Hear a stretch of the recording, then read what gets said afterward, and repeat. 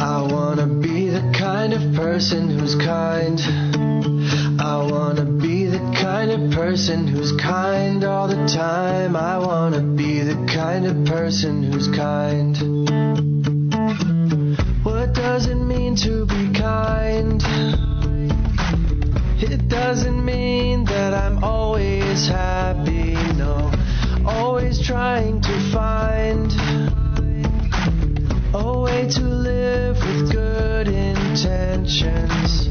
I wanna care about other people. I wonder if they're feeling sad or fine. I care about. Guess it would help if I turn on my microphone. Hey, good morning, everybody.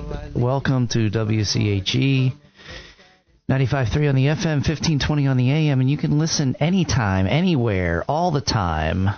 www.953wche.com. Call in. We have some great guests today. Maybe you have some questions. I don't know. Maybe you just like to not interrupt the interview and listen. I don't know. I don't know why people call in or don't call in. Anyway, 610-701-9243. Maybe you just want to give maybe your homies with Nick Doak or Luke O'Brien. I don't know. He is amazing. Yeah, they're amazing. You guys are so amazing. Anyway, in studio today, I love in-studio interviews because I can look across from Studio A into Studio B and see their smiling faces and little glints in their eyes. Right? I can feel their energy and their aura, their frequency. Bro, we're auraing right now. Anyway, we have Nick Doak from the Westchester Music Academy. Hey, Steve. Eric, what's going on? Hey. Hold on, the studio audience is asleep. Wake up, studio audience. Yeah, they are asleep. Nick Doak. You clap, peasants. You clap, peasants, for Nick Doak when he comes in. He is Westchester Music Academy royalty. All right. Anyway, and a great social media influencer. Thanks. It's up and coming. It is up and coming. It's pretty good. I know you put a lot of prep in for today. I did. It's pretty funny, yeah. And then he has some help. I need a team. I need a team like that. You need a team of extraordinary people to make that happen. With you is friend, collaborator, Luke O'Brien. Welcome, Luke O'Brien. There we go. Studio audience. Thanks for having me. I'm sorry, what's that? The studio audience was clapping so loud we didn't hear you. So we came in with so Luke, just to hit you up first, so if we go on YouTube, Lukey the Bird. That's right. You have a YouTube channel, and that's one of the reasons Nick is with you. Yeah, no, sorry. What was I saying? Oh, yeah, we came back with, I just looked up Lukey the Bird, your YouTube channel, and it is a children's YouTube channel. That's right. Right? It's chill for children and palatable for parents. Yeah. Yeah, it's not, well, I mean, I only listened to one song. I only looked at one thing. But I really dig the first song. Thank you. I think the coolest thing that hits me, well, one, as a parent, I mean, my kids are all grown now. My youngest is 18, soon to be 19, and on up. But during the younger age of development, you're like, what do I put on television? You know, we got your Sesame Street. I mean, there's all kinds of stuff now, and a lot of it's crap. Correct. Paw Patrol. I don't know what that. I'm not saying one thing is good or not. I'm just saying there's good things, and then there's crap This stuff. is true. And then, so I'm just trying to run through the things like I kind of am just aware of. Paw Patrol, and I don't know, what are... Yeah, Bluey, man. Bluey's good. Yeah, okay, Bluey. There's one called Blippy. There's a Blippy. There's a Blippy guy. There was the Wiggles. Used to be a thing. Is that still a thing? I think so. I don't know. There's so much on YouTube now. Yeah, that's the issue. Is that, like, even outside of, like, you know, Netflix or Disney, like, anyone can be a creator on YouTube. As it should be, right? Because the cream rises to the top, and what people like will rise to the top because they like it. But sometimes the algorithm can lead your children to the bottom. Ooh, right. And it's not so creamy down there. That's so creamy. That's where it's... That's the problem. Ooh, that's where the sediment is. Right, the sediment. It's real gritty. It's gritty at the bottom. It is. The thing I loved about the song we came back to, is it just music, or is there a video? There's a video as well. Okay. Because it didn't... Well, I'm on like this computer from 1920s. It still has a cathode tube here in the back. Yeah, I'm just kidding. It didn't pull up because I'm not like signed into YouTube and all that, so that just the music was coming up for me. But what I liked about the song, and you can tell me if this goes into more of the music or things, just in the idea of being kind. It said, no, doesn't mean I have to be happy all the time.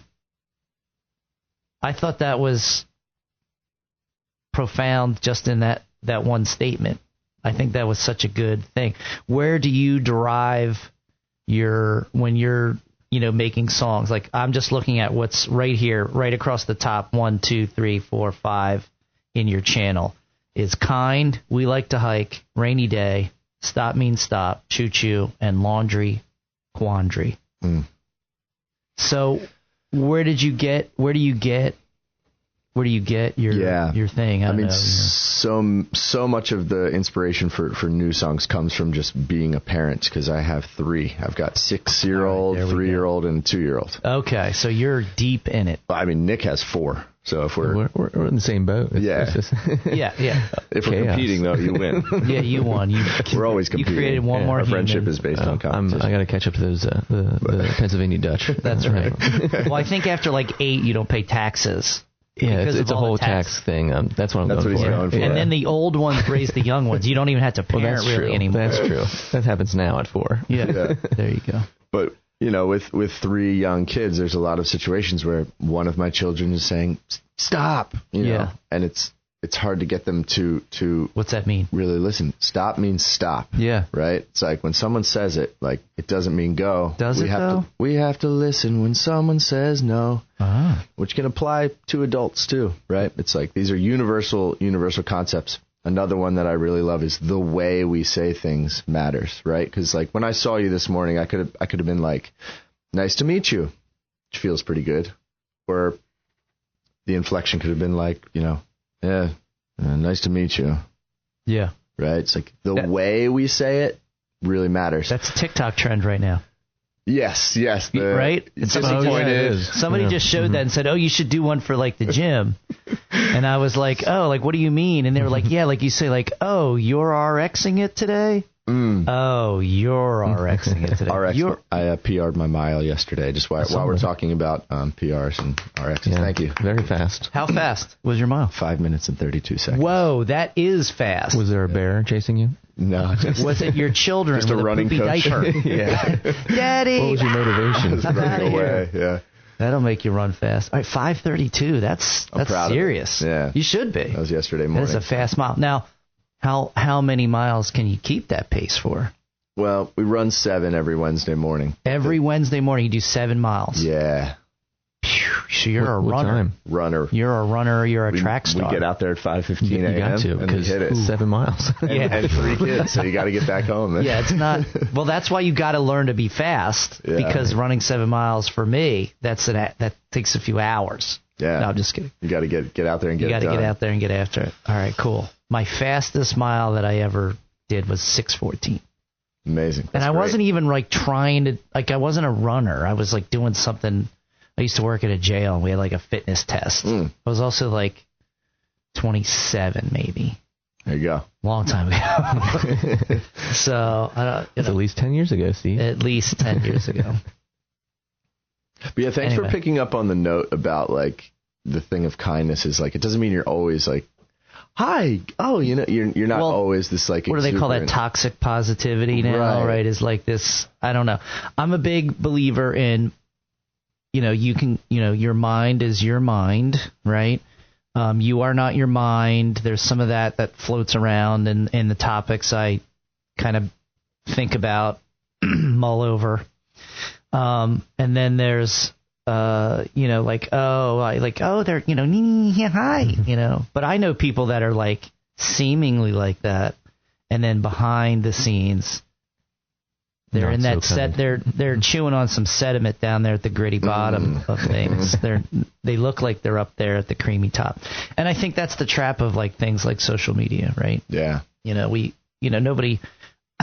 puts their like fails out there. Like, I think it is actually a growing trend. it's sort of this like, oh, look, like, like not every day's perfect. I see it with women's posts in the fitness world where they're like, oh, here's me posing and everything looks all tight and great. And then there's like, oh, here's me sitting down and look, here's my fat rolls, right? But it's the same person in the same day. Mm-hmm. And then all the other things. So like with women and looks, but not where else will you see fails? Not really though. It's not really. Yeah, it's like even if it's this little underground kind of niche of like, hey, I'm normal too. Like I have bad days, but that's way teeny tiny blip versus what everybody is. The polished version that they put forth. Like, hey, look at all the fun I'm having all the time, everywhere. That's what I see when I see Nick. Right. It's like, oh man, I want to have. Well, I am having fun. Oh, he's the phonist. Yeah. He is having fun. Yeah. It's authentic. Yeah. So most of the time. How did you start your YouTube channel? I just launched it in January, so it's only been out for 6 months. And man, I would love to pick your brain more. I don't want to get into it too much in the interview here, but like things like, I often think about things like the YouTube channel and like, with the radio station. Yeah. Like I go on TikTok and I see like before they had more gatekeeping, like you had to have so many followers before you could do a live or things like that. And I'm not super on top of like, well, how do I monetize something like that? Because I think you're already, a lot of times it's like, well, you're already doing it, right, Nick? There's a famous thing. We're already doing it. So, but I'm not doing it where it is like, oh, I'm not doing it with the right focus on things, kind of, if that makes sense. Like, yeah, I'm already doing, we're doing this, but it's only going, in this lane. How can I multiply that leverage of doing the same thing where I could like, oh, you could cut this down. And now it's like, I do that with the interviews. Like I'll reshare the interview audio from the radio station. Like that goes on our website so people can go back and listen to longer form interviews like this, like what we're doing today. And then, I'll do it like on Spotify. I have like a channel or whatever, and I'll put my interviews up on there. But I'm like, well, how do I, what's the next thing? Like, how do I? Have you tried going viral yet? Just go viral. Oh, it's a great idea. Great idea. I just thought of it. Yeah. Ready? Let's all hold hands. Is it like a spell? I don't know yet, but I heard that. That's how you do it. That's just go viral. Yeah. Well, here's the thing, right? And that used to be the thing. And now I'm learning, and maybe I'm not right. I don't even know, because I think the landscape of social media changes so quick. And that can be part of the trap. Like a long time ago, a business mentor had said, like, hey, listen, like, know what your channel is, where your audience is, where you're getting traction, who's your like avatar, is these goofy words we use. Who's your avatar? Like, who's the person you're trying to reach, and where are they at? And then just stick with that, or do what you do the best.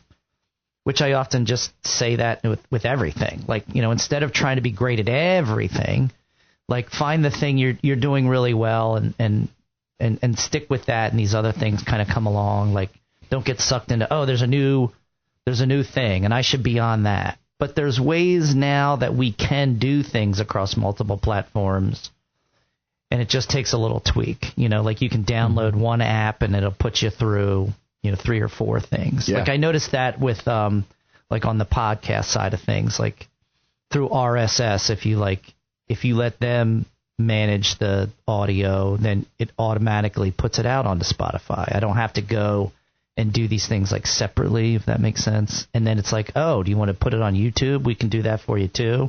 Kind of like when you share something on Instagram or even TikTok now. If you put something on TikTok and then it ends up on your Instagram, which then clicks over into your Facebook story eventually. It's like this trickle down of social media or whatever.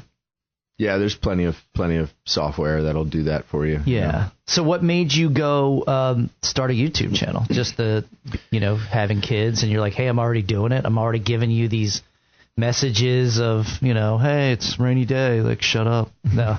Yeah. The rainy day song is about like seeing the beauty in the rain, right? Like, okay. I hate when people are, or I dislike when rain gets a bad rep, right? Like you're out and people, oh, it's miserable out. It's like, it's actually just a gift to be alive and to experience rain at all. Oh, right? wow. Some days I would want to throat punch you. Yeah. Because I'd be like, no, I want to be, and I say that lovingly like, because leave me in my sediment. Yeah, leave me here to ruminate in this. I want to be. I think there's a power in that, though, too.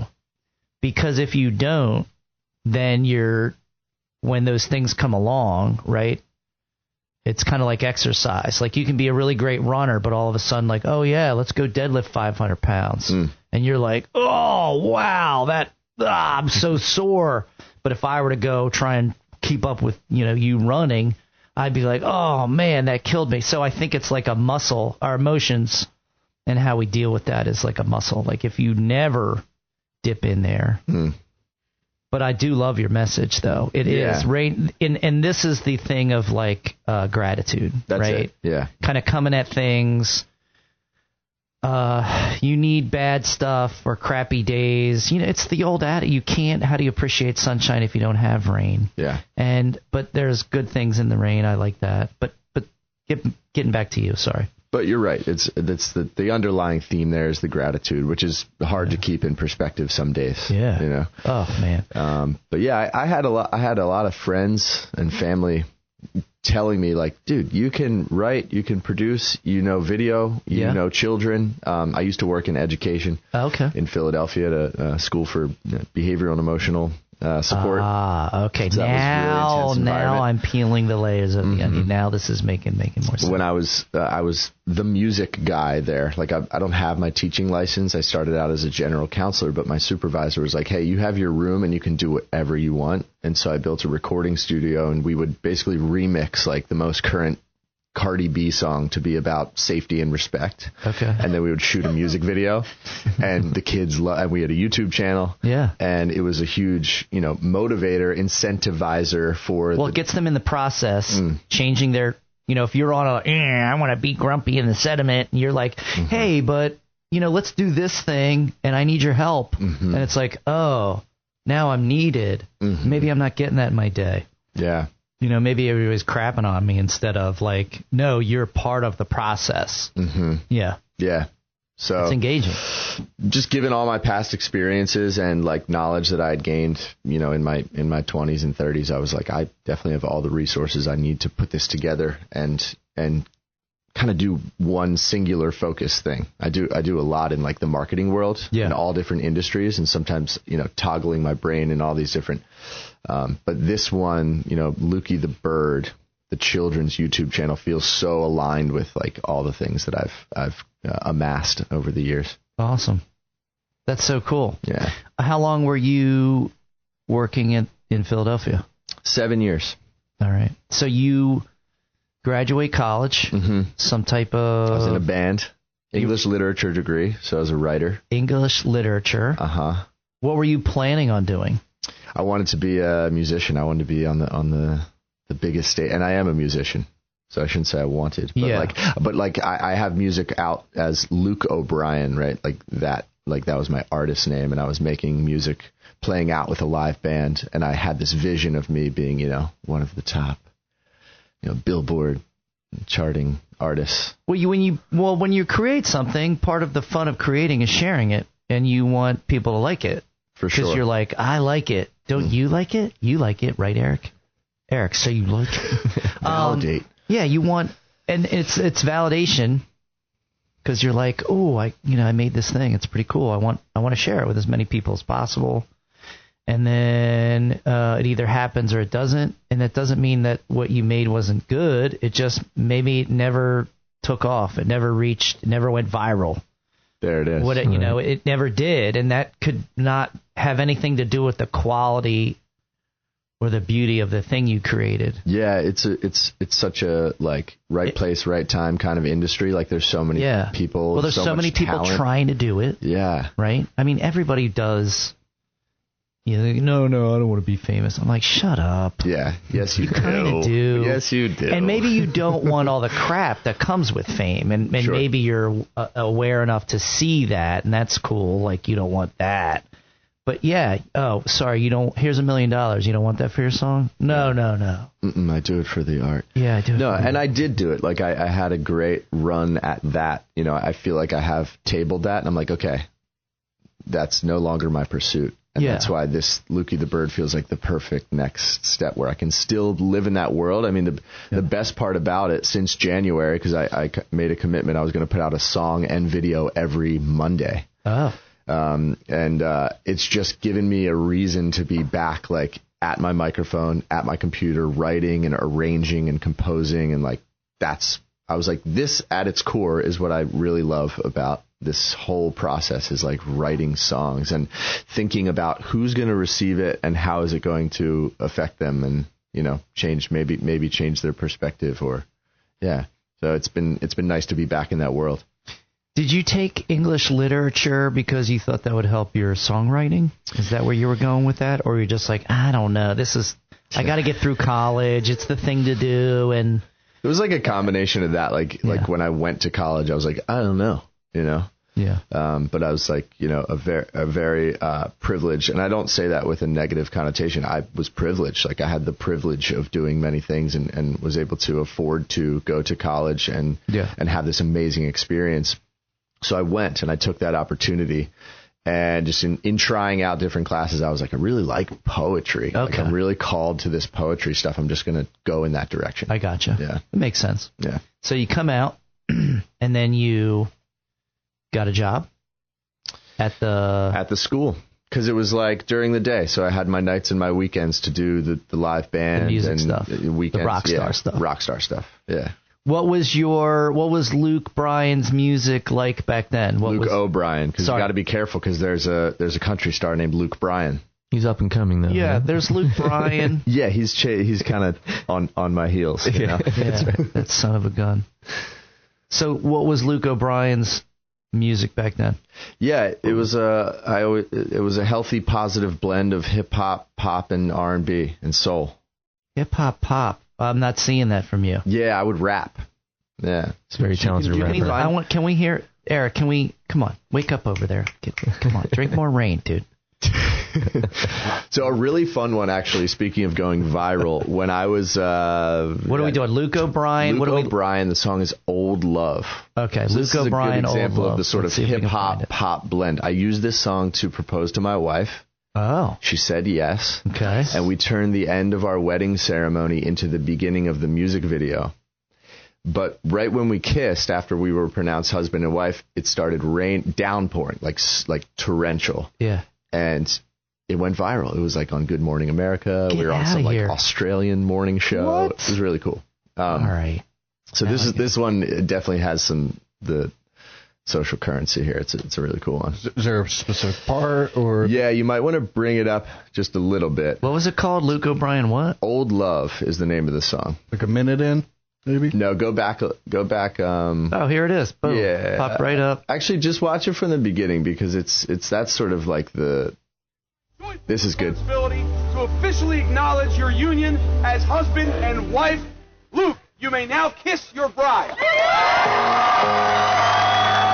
So this is from 2017. Correct. 9 years ago. Married your lovely wife. Yes. High school sweethearts. High school sweethearts. That's right. Now me and Shorty been down since high school, 11th grade, when I told you that I liked you. We made good love, had some fights too, and he keep asking me when I'm gonna wife you. Ooh, you're too cute, girl. Introduce me to Luke's world, and by my senior, anywhere you seen her, tell by my demeanor that Lena was Luke's girl.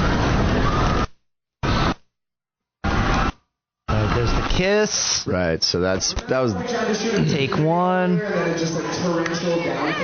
And boom, it is raining crazy. Yeah, so the song starts back over here. So. Oh my God, that's amazing. You just went with it. Yeah. So to answer your question of like what was my music like, it was still very positive. Yeah. Catchy. It's always been catchy. Like I write really catchy big hooks, and I Feel Like Elvis is, I think, my favorite. I Feel Like Elvis is Yeah, really good. All right, well, Yeah. I'll have to check that out. I don't want The to music video is with it. It's like, Yeah, it's feel great. like Elvis. yeah, I Feel Like Elvis. Yeah, I play this sort Okay. of like Joaquin Phoenix Joker. yeah. The character in the music video, which is shot by Danny Gewirtz, who's an amazing filmmaker. Like I'm so privileged to know him too. He's What bar was that shot in? the Polish Club in Phoenixville. Okay, Yeah. there you go. It's a very cool scene. Shout out the Polish Club. Polish Club. Whoop whoop. What are you doing after this? Listen, man, I can clear my schedule. Can you clear yours? I think so. Huh? I got to call some people, though. I Yeah. think you can still smoke cigarettes indoors there. Oh, yeah? As you should at the Polish Club. Yes. All right. All right. So cool. And so then, what is your lovely wife's name? Kathleen. Kathleen. All right. So you and Kathleen. So you start at the school. Yeah. You take your. What were you hired at the school for? All right, because not for English literature. So it was a like behavioral and emotional support school. So every classroom had 12 students to 2 adults. So there was a teacher that would provide academics, and then a general counselor that would provide like behavioral How'd you get the counselor support. job? It was a pretty low bar. I was You had to have like some kind of college degree. Well, no, I was a one-on-one for a student through this like third-party agency, Oh. and the supervisor at the school was just like, "Hey, you're doing great with Will Gonzalez. Shout out Will. That was my first student. Okay. He's probably like 24 now. It's crazy. He was like 9, but yeah, she was just like, we want to just bring you on full time and like give you a music position, and I was like, that sounds great. Okay. But the compensation was like this is one of my big beefs with education is like, in my opinion, I was, and the people around me, we were all doing great work, like helping these children try to come up with coping skills and provide them with positive role models. Mm-hmm. And the compensation just doesn't match. And when I left the school, it was mostly for that reason. Like I had my first daughter in 2020. Yeah, you weren't making enough money. I wasn't making enough money. Yeah, we can say it. And we can say it out loud. Yeah, and I wanted to We're have making more enough money. children, and I was like, Listen, things cost money. You got to Life is pay my expensive. bills, and if you want to live in a studio apartment and eat ramen noodles, that's on you. But then you bring other lives into the world, and you want to make sure that they're being taken care of better. That's right. Yeah, that costs money out there for sure, 100%. I think that wakes everybody up, especially every man. Yeah. I think it is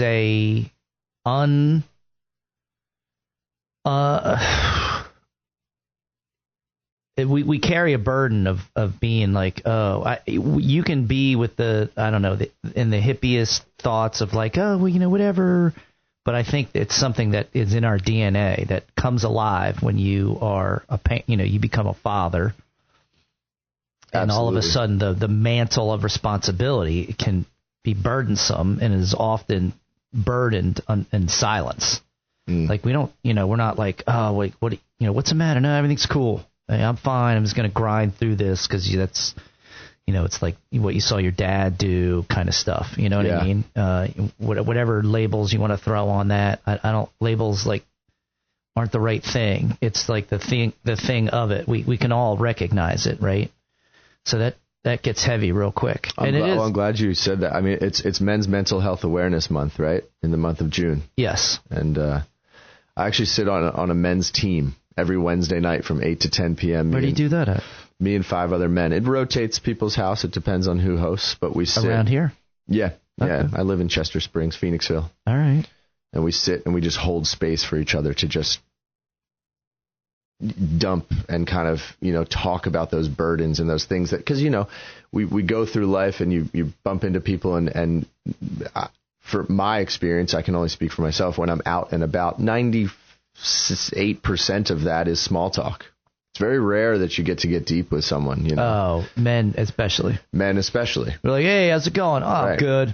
What are you having supposed bad? to be, Yeah, whatever. I don't know. High achieving, Western civilization, high performing bank account. You got to put on that bravado and try to be impressive. That's what takes me back to that thing about like, oh, everything's great, yeah, the rain, woo. Right. And I was like, no, man, I don't want it. Rain sucks. Yeah. I'm having a sucky day. I want to be in here. Yeah. I think, and that was sort of what I was getting at, is like being in the grit and being like, yeah. Yeah. Yeah. And just having, we're, generally as men, we're fixers. You're like, I'm having a bad day. My immediate thought goes, well, how can I make it less of a bad day? Wow. Instead of going like, oh yeah, it sucks when days are bad, doesn't it?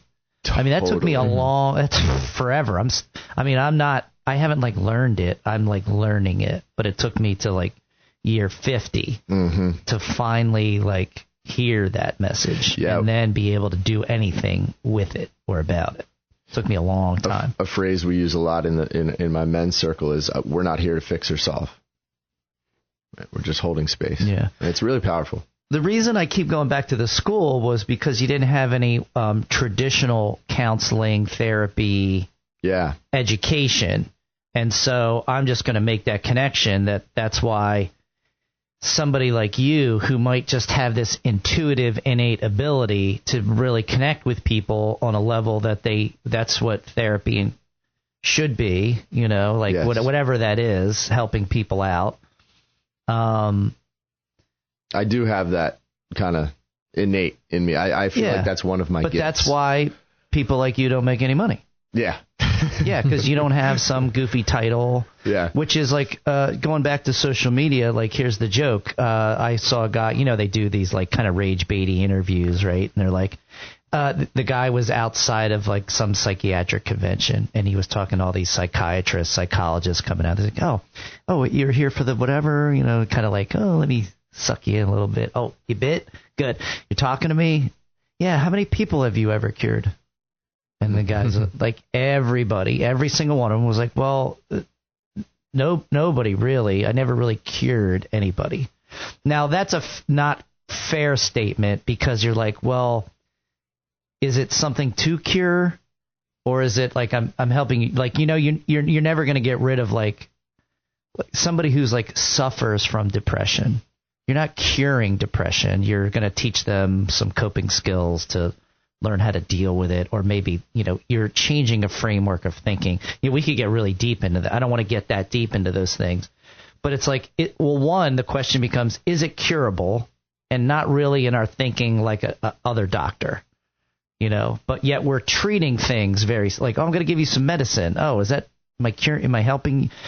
But the point of this guy was like, well, right, you're not really, where are we at in mental health, and are we really curing anybody, or are we really helping anybody, or are we just like the old days, medicine was like you either made somebody throw up, crap themselves, or you took blood out of them. That was like when I went to like the Lewis and Clark expedition, that was like the three big mediums of health, taking care of their expedition. Measures was like of success. Doing something to make you throw up poison, to suck blood out of you, or make you poop yourself enough. It was like, all right, cool.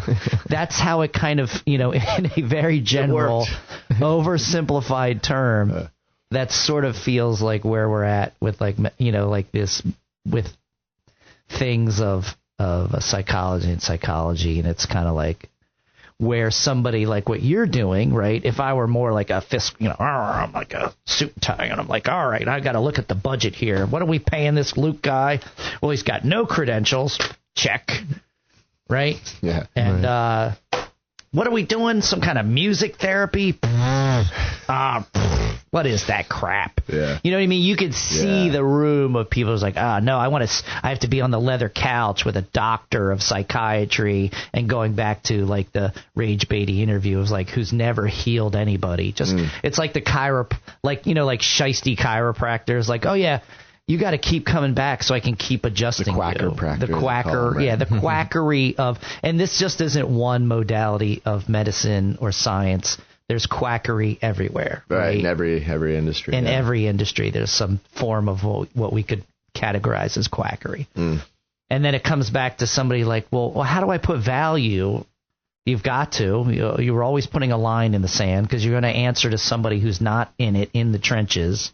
And that's the problem, right, is we grow these things so they go beyond this more. The people at the school know your value. Correct. The people you're working with know your value. Their parents know your value. And if they could just manage that, but unfortunately, that money comes from somewhere else. Or it doesn't come from somewhere else. Or doesn't, right? You know what I mean? Like, let's go 2 or 3 rungs up the ladder, and I'm so far removed, I have to have my checklist is what I'm saying. Oh, it worked, it didn't work. How do I quantify it? Because it's just too big. Mm-hmm. And I think that's where I brought this up. I bring it up just every Thursday in some way. I go back to the machine is too big. That's why I'm anti-government in that respect. Yeah, you need some people managing things, but if I'm in charge of my community and more connected to my community and my relationships and know the school and know the kids that are at the school, then I'm going to be much more interested in investing in that instead of sending my money hundreds of miles away to something I'm not attached to, have no relationship to, don't see any value in. And why would I care? I'm never going to care. That's not a non-human thing. If you're a person of a different color, race, religion, whatever it is, I'm never going to care about the Westchester Music Academy like Nick Doak does. Never, ever, ever. I can't. I can get really close. I can sympathize and empathize, but I'm just not going to care like he cares. Just like somebody's not going to care about my business like I do. You know what I mean? And I think people forget that. We forget that at a human level, and then we go like, oh, we make it this like, instead of just recognizing like, hey, I know you're not there. You're not seeing it, but we really need that. And how do I reach, relationship building? Yeah. More of this grassroots level. But, then you have these big machines of charity. And how much money is like, you need somebody who is a business administrative guy if he's managing millions of dollars. But my argument is that it shouldn't be millions of dollars because bigger isn't always better. And you know what I mean? Like these things would pop up on their own instead of there is a benefit, I understand, to bringing things under an umbrella sometimes because then you can collaborate more. But that hasn't worked in our farming industry. That does not work. We can see it. It's not the right thing. There's lots of problems with that. When we come up with a problem, we solve it with something. We spray it or whatever. You know what I mean? Make more of it. Like it's not how it's meant to be. Like I'm meant to grow my food in my community, but then the problem is we stack everybody on top of each other and blah, blah, blah, blah, blah. But it all kind of goes back to the same thing. Like where we're at in society is growing faster than our evolutionary biology and how we're meant to do things, I think. Like how things are meant to be set up is meant to be more tribal, communal, more attached. We thought it was going to be this thing. That's my phone. It's not like, that. Yo, let's connect us all across the world. Well, no way am I going to know what's going on in Zimbabwe. Nor should I. Nor should my brain's not meant to handle what's going on all over the world all the time, anytime that I pick this thing up. Because, man, once I curate that lane of however I'm looking at things, then that's going to be my view. Everything's bad everywhere. It's really bad. Ugh. It seems like when we try to solve one of these problems, we created more problems to solve.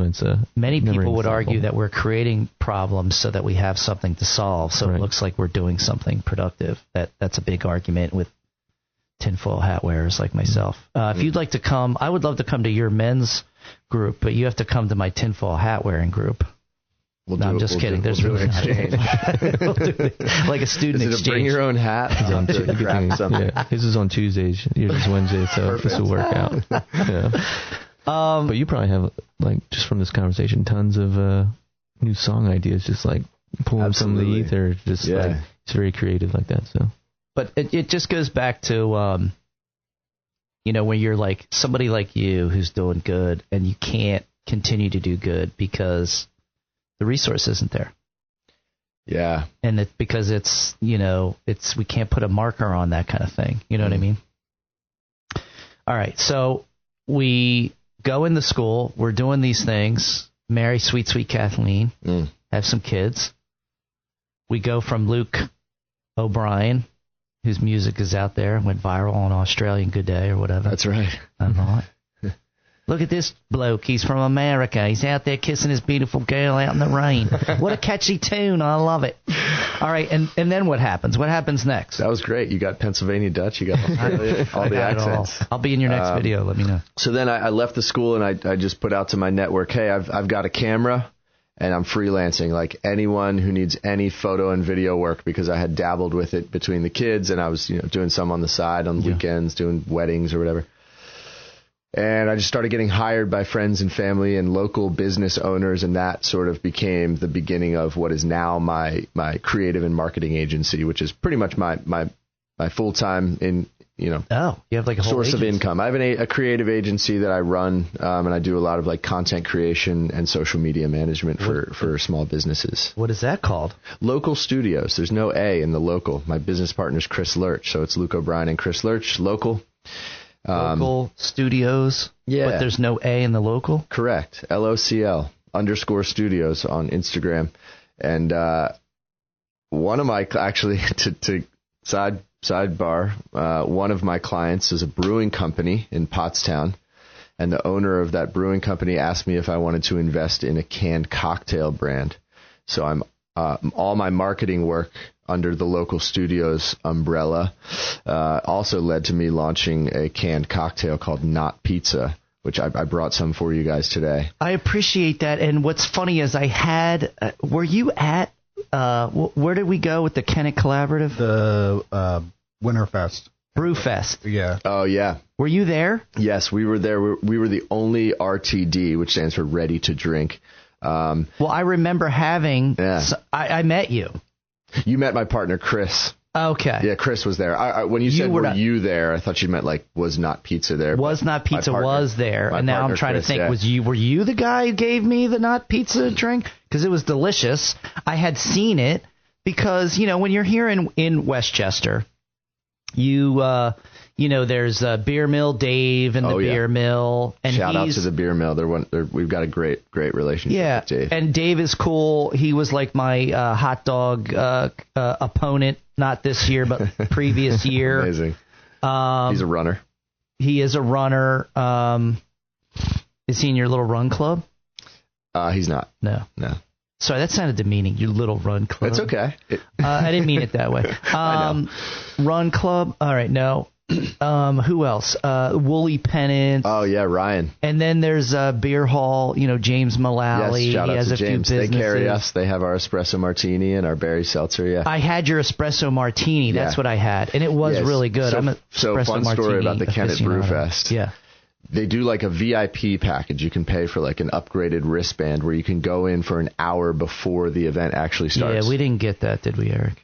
I don't know why. But I mean, we're pretty much Westchester royalty. With that, you get these tokens, and you walk around and you try everyone's thing, and you can put a token in a jar if you vote like, hey, this is the best thing that I tried. Well, when that hour is up, right, they round up all the tokens and they pronounce like the winner. Yeah. We had the most tokens. Our espresso martini, you can only pick one drink from your portfolio. So we picked our espresso martini. We essentially won. I'm just going to say we were kind of but the people at the event were like, if we announce like a canned cocktail as the winner at an all beer festival, right? They're going to crap their pants. People are going to be pissed. There's going to be need some Lewis and Clark medicine, And so we were like, fine. You were like, we'll concede. We concede. But I want it in writing that we conceded. That's what I would have said. I said, I want you to write on this napkin. I have the tokens. All right. So our drinks are delicious. Thank you for saying that. Yeah. Yes. That was awesome. All right, cool. So, man. So it's like, those are kind of the three prongs, right? The marketing and the canned cocktail and the YouTube channel for kids. Well, dude, I am Nick. Thank you so much for bringing Luke in. I figured you two would like. Because my mind right now is a typhoon of ideas swirling around. This is all coming together. Yeah. Do you ever, I'm on this app, and then we're going to get to you, Nick. Now, a published author. That's right. Director of Westchester Music Academy. Well, there's a lot of overlap between what Luke does and how Westchester Music Academy we got to nail it. In fact, let's just get there. Who cares what I have to say? I want to hear what you have to say. All right, so Luke, thank you so much. That was an interesting. How do we get there from here? Yeah, thank you. Nick, well, go. He started promoting his photography business, and a friend of a friend recommended him, and because I do once a year, Westchester Music Academy does a free photo day.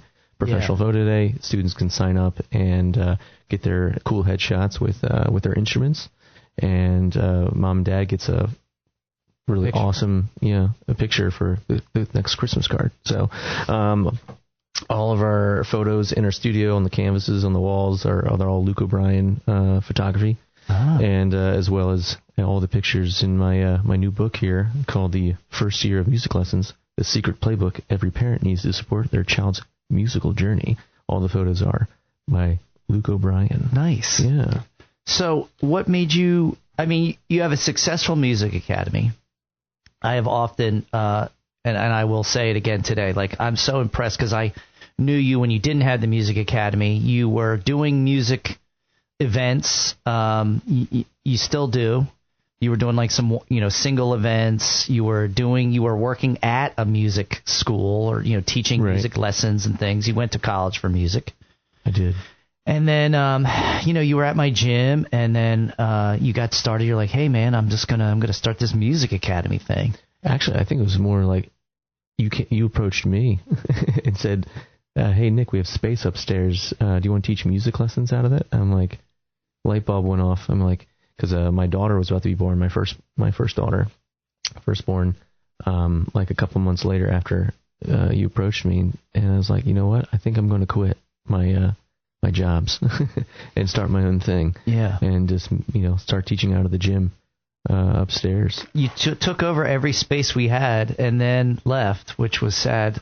Yeah, but it was great. Yeah. Because you're like, hey man, I'm outgrowing this. We need more space. You need to blow things up. It was a whole different scene. It was really cool to watch you grow and develop this business. And then since then, your family has grown.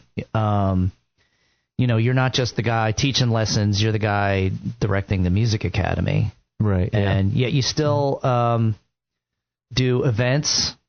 Yeah, still do weddings and bar gigs and perform when I can. Yeah. It's fun. I get to play with my toys. You perform with me. And I perform with Luke O'Brien and do some his originals as well as the Lukey the Bird content. He's such a joy to play with. He's Nick so is much so talented.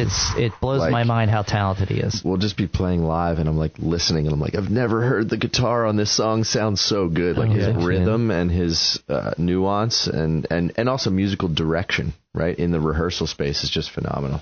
Yeah, I'm not I don't know enough about that because I'm not musically inclined like that. But I just know it's like anything else. I tell people when somebody does something really well, it seems so effortless, and I think that you have that in the music stuff for sure. Oh, thanks. Thank you. Yeah, and I'm always when I think of on when they do these star search shows and things like that, and they'll be like, hey, we're gonna bring in some I don't know, Pat Benatar, or some famous songwriter or whatever, and they're like, oh yeah, it's gonna be 70s rock theme, it's rock theme this week, and everybody's got to come up with a rock song and quote unquote make it their own. I feel like one of the things I think about when you are doing gigs or outperforming, that's one of the things that you take songs and kind of songs everybody's been to the bar and there's the guy in the corner doing an acoustic set or whatever, but it's making them your own. Right. Without being ugh. And I think you do that expertly. Well, thank you. Yeah. Well, you make it's like a song, oh yeah, I know this song, and you're like, all right, is the guy going to butcher? When people hear a song that they know, they're like, oh, I either want it to hear exactly like Elvis, Hart, whatever, mm-hmm. or are you going to put some kind of weird spin on it, and then I'm not going to like it, and it's going to be ugh, cringy. And you, instead of doing the exact same thing. You're doing like the Nick Doak version of that song. Right. And then, for context, it's more so like how many times Brown Eyed Girl is a perfect example of it's a hit at the bars. People like that song generally. Yeah. It's fun. But as musicians, we've played that song thousands of times, and it's like, do we really have to play it again? But we do it for the crowd, the ambiance. But for me, at least, it's stimulating for my musical brain in that if I do Brown Eyed Girl, I like to perform it in reggae, like a reggae type, and other songs too. Hearing Rihanna's Umbrella in reggae or other songs, just to keep me involved in the music making process, and not just going through the motions, getting the paycheck at the end, but keeping it exciting for myself. Yeah, you do. I that's one of the things I would highlight is like when I think of Nick Doak, that's besides just being good, you're like you're a tremendous musician, very talented. Thanks, Steve. And you got a great voice, all those things. And then making the song, like making a fun spin, not fun, but an enjoyable spin on things. Right. Like that was one of the things we had Mike D in, who he is, Mike. Right? Mm-hmm. We had him in a few weeks ago, and then he had that like mashup of that one song, and I can't remember. It's like Gin and Juice and something else that he had mashed up. And it was like something fun. His personality came in. He was enjoying himself, and I was enjoying what he was doing. And he has come like a long way. I give him a lot of credit. Like he's had lessons and voice lessons, and because he just loves it. He's one of those guys that voice lessons. And guitar, he had guitar lessons and voice lessons. I think. Where did he take those? Where did he take those? Not at the academy. I haven't seen him. Talk to Mike D. Yeah, Mike. I forget who he said. He can't even say like who he got because it was like during COVID or something. Okay. He found somebody online, and they were like somebody who was. He's like, I can't really say who else they had worked with, kind of thing. Gotcha.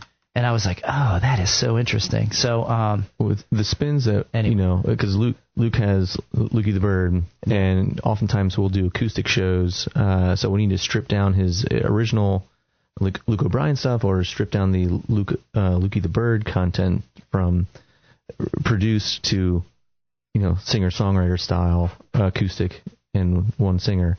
So if you can, and that's what you're really good at. Yeah, we just make our own, sometimes on the spot. Yeah, Yeah. You have good like rhythm and percussion like built into your guitar playing, so it feels like there's this like subtle drum kit or something underneath your guitar. Awesome. It's crazy. Yeah, thank you. Your rhythm is insane. Yeah, when we if there's time, we would. Could we demonstrate some of that? Yeah, I would love to hear it. What made you write the book? Oh, the book, yeah. Well, I, have been teaching lessons for 20 years at least, I think, and the Academy is almost 8 years old now. Tons of parents ask, of course, the same questions of like, when should I start kids on music lessons? How involved should I be? How much pressure? How too little pressure? Too much pressure to get them to practice? How does it all work? What instrument? All these questions are always floating around the front office and the parents. So I decided through some mentors, they're like, I think you need to put down some thoughts to paper. Yeah. And then get it out there. Well, listen, I've seen things like that. It's great for marketing because you have something in your hand that you can hand somebody, and then all of a sudden it's the next thing that's like lying around, and it's like, but it's actually like answering some of these questions of like, hey. And why it just matters in the first place. Why music? Why, as opposed to, I don't know, art camp or something else, but which matters too. But like, for me, the personal reasons is like why music is so important for a kid's upbringing, that opportunities that can provide, and not just be able to play the notes correctly, but like discipline and creativity and all that stuff that goes with it. Eric, do you want to take a break? And then come back and we'll do a little ditty, and then we can kick these guys out of here after that. We can do that, yeah. So let's do that. Let's pay some bills. Yep. We're going to do some station identification stuff, and we'll be right back, listeners. And welcome back to the WCHE Morning Show. You're listening at 95.3 WCHE.com worldwide, 1520 AM and 95.3 on your FM dial. We're at 8:30, and Steve, back over to you. Hey, everybody. Listen, thanks if you're listening in. We're here with two cool guys, two cool cats. Meow, meow. Nick Doak, director of the Westchester Music Academy. He's been in here a few times. Whenever he's got something going on, I don't know. I could talk to Nick several times. One, like about how he's grown his business. 2, just being a cool guy. 3, being a dad. 4, all the music stuff he's done. But he's in here today. He has talked about his book. And what is the name of your book again? The book. Here we go. I gotta hold it up myself because it's a long title. Is it too late to change it? No. The First Year of Music Lessons: The Secret Playbook Every Parent Needs to Support Their Child's Musical Journey. Where could we get that book, Nick? Oh, it's available on Amazon today. Okay. So it was launched last week, and go to Amazon.com. We'll put a link up, maybe. Thanks, man. And then he's with friend, music collaborator. He has an interesting story as well, Luke O'Brien. He's got a man. What you say it, Luke? All the stuff you got going on. I've run a marketing agency. I've got a canned cocktail in the market, and I have a children's YouTube channel, low stimulation YouTube channel for kids. I think that's what's most important. Yeah, it's like all that stuff. The sedimentary. On YouTube, and having kids, it's like this elevates so much. That's not too stimulating and just. It's not over the top. Yeah. We're not selling a bunch of toys or you're not going to be like Lukey the Bird live.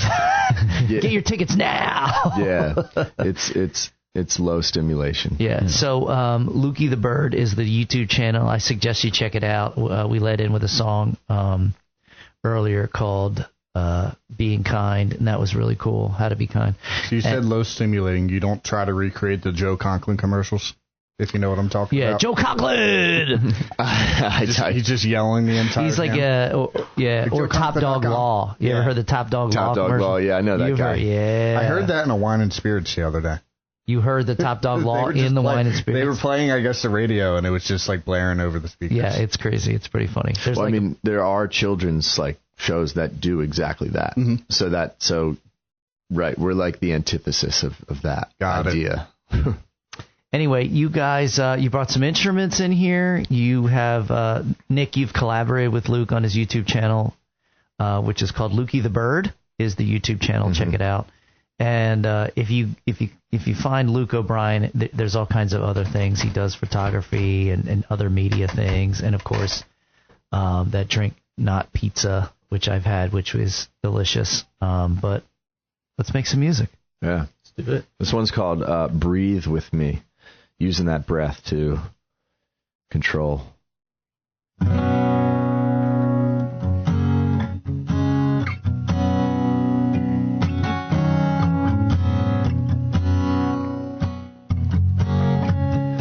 Take a deep breath, fill your lungs up, fill them up, fill them up, fill them up.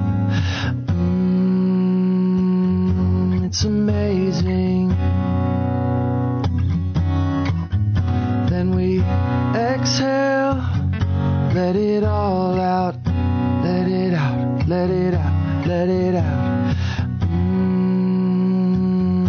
It escapes me.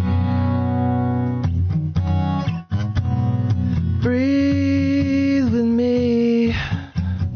Take a deep breath and stay a while. Easily. A deep breath can make you smile. Sometimes I get upset and my thoughts can come and rescue me. I feel emotions are starting to get the best of me. I get angry, it's throwing off my chemistry. A simple deep breath can reset all my energy. Breathe with me. Take a deep breath and stay a while. Easily. A deep breath can make you smile.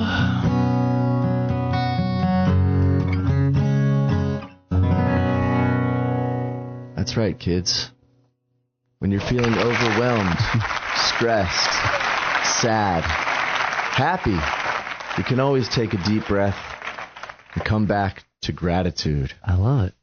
That was a great song. It's a good message for adults, Thanks too. a lot. It is. Good message All for these songs everybody, apply. man. The channel's kind of geared towards like ages 2 to 6 is what I always say. Yeah. But the adults, I get a lot of parents that are like, thank you. Like, we listen to this stuff all the time on Spotify or Apple Music in the car, and it's just so nice. It's, a lot of the songs that... Listen, it wasn't overly kidsy, which is like, I think one of the traps we fall into as parents is it's like, no, the baby like voice. talk to them. Yeah. How do you expect them to relate? Because nobody's talking like that except you in that moment. That's right? not reality. And they kind of teach that even with pets. Like when you come home, you're not supposed to be all, my baby. It gets them all like, oh, what's going on? You're supposed to be like, hey, what's up? Hello. Like, you don't have to be stoic with your children, but you're an adult and they're a person. They're a tiny person. And how you talk to them, how you treat them. One of the things that helped me so much as a parent, I learned it, I feel like way too late, but thank God I learned it, was like, hey, your children are humans and they're here to live their experience. And your job as a parent is, one, keep them safe, because we're like one of the only animals on the planet that comes out so vulnerable. Like they need you as a parent to protect them. And then, but to put these opportunities in front of them, like not make little mini-me's, if that makes sense. You know what I mean? Like I with my eldest child, sure, there was my ego was there, and I was like, I want him to be like, I want him to be the better version of me. I think that's it. You know what I mean? You're trying to correct all your wrongs in your child and be like, even though it's coming from the best place. And then with my other two children, they were so different that I was like, oh, wait, I was banging my head against the wall trying to create an experience for them that they didn't really want. And it's like, well, you're you. All right, do your thing. Put, I don't know, metal in your face and get lots of tattoos, whatever it is. Like that's not, I would always be like, hey, listen, like if you're beautiful. And I think you're focusing on the wrong thing. That's different than saying, oh, you look trashy if you do this or do that. That was a hard lesson for me to kind of finally get to. And so making that point in my own head is how I'm connecting to like your music. Your music is not little kiddie. It's life. Yeah. Like, yeah, breathe, man. It's cool. And it's catchy. There's like a catchy tune in there. Yeah. It's not, it'll be in my head all day long, rent free, which is great. And unlike if I hear a Blippy song or whatever, that's like, oh, I got this Blippy song stuck in my head. It's just like he's someone who like I feel like speaks to his audience in a way that is unrealistic. It's like very like condescending and like pandering, like hi, and it's like no one talks like that. So let's not speak to our children that way. That doesn't feel authentic. Yeah, there you go. It is it's cartoonish, and not that that's not it doesn't have an entertainment value, but it's kind of like the question we have to ask is like, what do I really want to get out of this? Am I putting something on to numb them and make them zone out, and they're like, oh, looking at this thing? Because I think that type of content can be, like if we go back to human physiology, it's like, is a child, do they have a hard time paying attention because that's their biology, or are they having a hard time paying attention because we're curating that in them? Right. With like things like dopamine response, and we can get real science and nerdy on that. And it's like, oh, well, dopamine is, it's a hormone. So if I don't have enough of it, then I need to get more of it, right? And then once I get used to it, like caffeine or anything else, well, it's not doing the same thing. So I need even more now. So the stimulation of things, what is that really affecting in our biology, right? With caffeine and all that stuff. I think it speaks to me as somebody who probably, I was like on Ritalin as a kid. My mother took me off of it after a very short bout with it because she didn't like who I was on medicine like that. That wasn't my same self. So I think there's a lot of that we're curating societally through technology that comes across as like, this stimulating, like, more, go, yeah. I don't know. Yeah. I really dug the song. It's a great song. Thanks. It was a really cool song. And it's a cool message, right? Hey, we can always breathe. I think that's one of the things that this generation is missing when it comes to like Mr. Rogers. He was never talking to kids like, he was always talking to them like another human being, like our neighbor, But your neighbor, right? Your neighbor, like, hey, it wasn't belittling or even dumbed down. It was just slower and much more genuine, articulate, and articulating. Yeah, there's a difference between like, do you know? Can you hear me? Versus like, oh, can you hear me? Kind of like we were joking around, like that's the trend, like the different. Yeah, say it matters. Can you hear me? The way we say things matters. Yeah, that's another Lukey the Bird classic right there. Awesome. So Lukey the Bird is the YouTube channel. That's right. Nick Doak is an author. What's next on your whirlwind of collaboration, you guys? The Polish Club? Is that what you said? The Polish Club? Yeah. No, I mean... Pack of Marlboros. Pack of Marlboros. I have some ideas I'll probably have to discuss with you afterwards, but, Yeah, just more continuing content. to build and... More content. Actually, something we could talk about. There's a local dentist's office that right. Nick takes his children to that we want to do a song about, like, going to the dentist. Yeah. Does that make you... Because that can be a very apprehensive, event in a kid's life is going to the dentist. And 100%. I think it's also just cool that you're able to work with like local businesses too and doing something that, highlights, local gems. Oh, yeah. Yeah. I think finding ways to like, there's a concept I apply to like most of my marketing work is like, how can we collaborate with another local business or a local influencer or a local, sure. So like taking that same concept, I haven't done that with the Lukey the Bird channel. This would be a great, like, perfect, like, we do the song about going to the dentist. How does that make you feel? What does that all mean? And then we shoot the video at the dentist's office and we collaborate and everybody pushes it out to their network and then everybody wins, right? Because we spread the message. Yeah, because you do fun things on your social media promoting the Music Academy.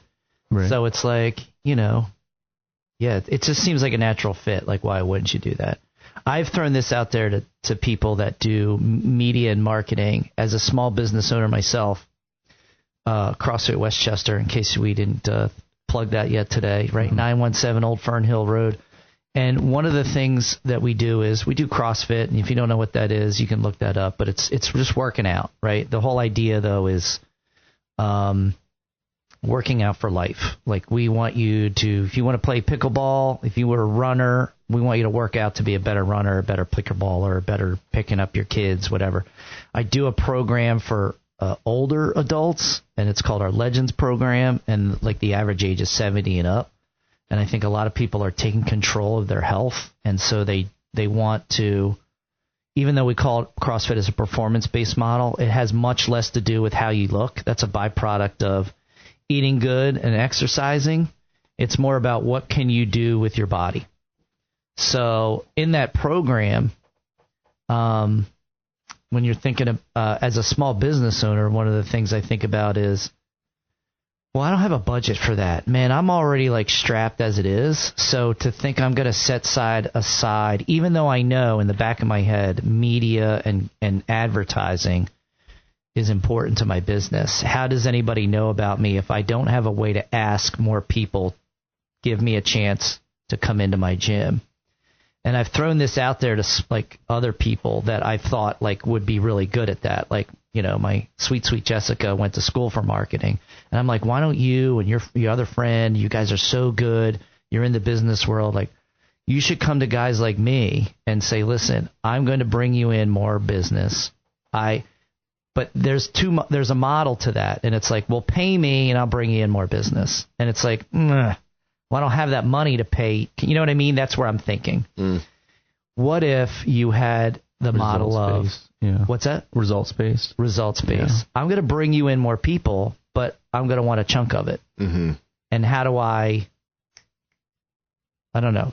The hardest part, I talked about that with Mike Cowan, who runs Front Porch Media. I think that's the name of his media group. And I know those guys from the movie R.I.P. Kevin the Man and Becoming the Man. He did a prequel. They were at Westchester Film Fest. And Mike Zalomi is the guy who came up. He's film director, and they're in production and music and stuff like that. They're more into videos and production stuff. And I was just like, yeah, like, how would you track it becomes the question. Right. How would I track it? How would I track it to know what I did for all you things in? It couldn't be super hard, but you would just need some way of being like, hey, you brought me in. Yeah, if you have like a product that's sold online, then that's easy to track, right? But Correct. Like, it depends on the industry. If you have a product that's only in retailers, right? How do you track that? How do you track it? You can't have your retailer ask every customer, "Where'd you hear about this? What made you come in and buy it?" Right? Like, yeah. I mean, you could. I do. I'm like, hey, where'd you hear about us? And they'll be like, oh, I did the thing. And then it would be the honesty thing. I'd have to be like, oh. Even that, we try to track everything with marketing at Westchester Music Academy. Yeah. And, someone says, yeah, we saw you on Instagram. But meanwhile, no, they actually saw the sign driving by first. But we saw them. It takes a person, 7 or 8 touches, 9 touches, whatever it is, for them to sign up. It's like, with redirected marketing and stuff, retargeting, it's hard to actually truly find out where they first heard about us. Sure. But, it's because you can start going down a rabbit hole of like, okay, of tracking and spreadsheets and figures. But that's the hard part, right? That is the hard part, yeah. You're right. Never mind. No. I mean, I'm not saying it's impossible. It's just it's not as it's not easy. That always becomes the biggest obstacle when I bring that idea up. Is like, oh man, that's like a no-brainer. But I don't know. It'd be like, oh, if I got we don't have any way of tracking listeners here. So when I talk to people, they're like, well, how many listeners do you have? Like, I don't know. Yeah. There's a way to figure things out, down the road of things, but it's like. I know at least 3 people I think are listening right now. That's awesome. Yeah. So your children? Yeah, exactly. Yeah, my children. I'm sure Kathleen. Hey guys. Hi Kathleen. Hi Mika. Hi. Is there anything else you guys want to talk about that I didn't pick out of you, or just we got a lot of cool stuff going on. So check us out. So many things going on. Get your kids involved in music. Bring them to the Westchester Music Academy. Get them on the YouTubes, Lukey. Yeah, you can listen to Lukey the Bird on your way. I was thinking, do you have a song about playing music or making music? Does Lukey the Bird have? Not yet. I really like that one. What's the one where you're listening to other people with the instruments come in and out? Yeah, Patience. That's really cool. That's kind of like on the musician side. It's like, oh, that's definitely how it is like to be in a band and creating songs as a band where, we have to listen to one another. Everyone cannot always play all the time, every time. Mm-hmm. How to build and layer stuff in and wait to come in for the drums or wait to come in for the bass guitar. Should we play it on the way out? I don't know. Do you got another song you'd like to lead us out with? I mean, we could. We could do anything. We could. Want to do that, or do you want to play it out? Let's play Patience off of there. Yeah, let's do that. Okay, let's do that. Well, listen. So before we're going to lead out with this song, because we've been on here for a while, and it was so great to have you guys in. Thank you so much for coming in, listeners. I hope you enjoyed the interview, listening to Luke O'Brien. Check out Lukey the Bird on YouTube channel. What else can we be checking out of yours, Luke? Not Pizza. Is that's on Instagram as well, right? Yeah, at Drink Not Pizza. Yeah, it's called Drink Not Pizza. That's their Instagram handle. And you have a media marketing business? Yeah. Local Studios, LOCL_studios on Instagram. So, yeah. Check that out. Check it all out. And then, so, obviously, Nick Doak, you do your own thing. You have your own gigs. You still with the WC Daddies? Is that part Always, yeah. Actually, we're playing at Station 142 July 1st. Okay, that's cool. In the evening. Is that a Friday or Saturday? It's a Wednesday, actually, July 1st.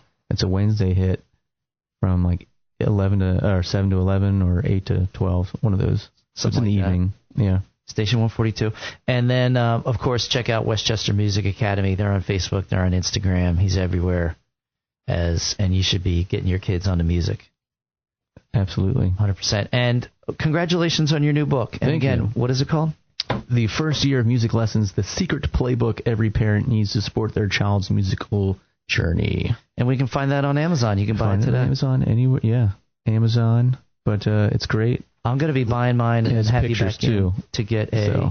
Oh, it's not just words. It's not just words. So for those who enjoy pictures and reading, Steve prefers pictures. Exactly. I'm much more a visual guy. Yeah. Big letters too. I'm gonna get one, and I want you to sign it. Oh, this is your copy, Mine's out on the coffee table. Exactly. Yeah. This is your copy right here, bud. Okay. Yeah. Did you sign it? I will. Make sure you do. I want a big long love and kisses. I don't know, whatever your cool signature is. I got you. I got you. Making something funny in there. Loose on the loose. All right, and you're going to lead us out then with a song called Patience. Is this from the Lukey the Bird channel? This is, yeah. Okay. We're not playing it live. We're just playing it. I didn't know if they were playing it live or not live, but okay. Yeah, it's best captured on the YouTube channel. All right, because of all the I agree. directions with. Guys, thank you so much for coming in. Thanks for having us. Thank you. Thanks, Steve. Thanks, Eric. Eric, take us out.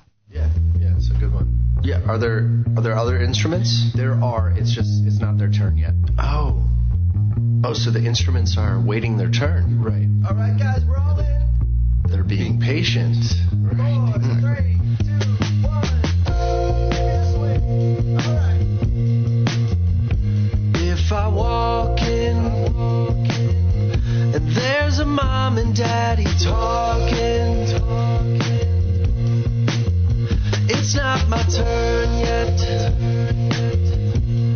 There's things I haven't learned yet. I need to wait and be patient. I need to wait and be patient.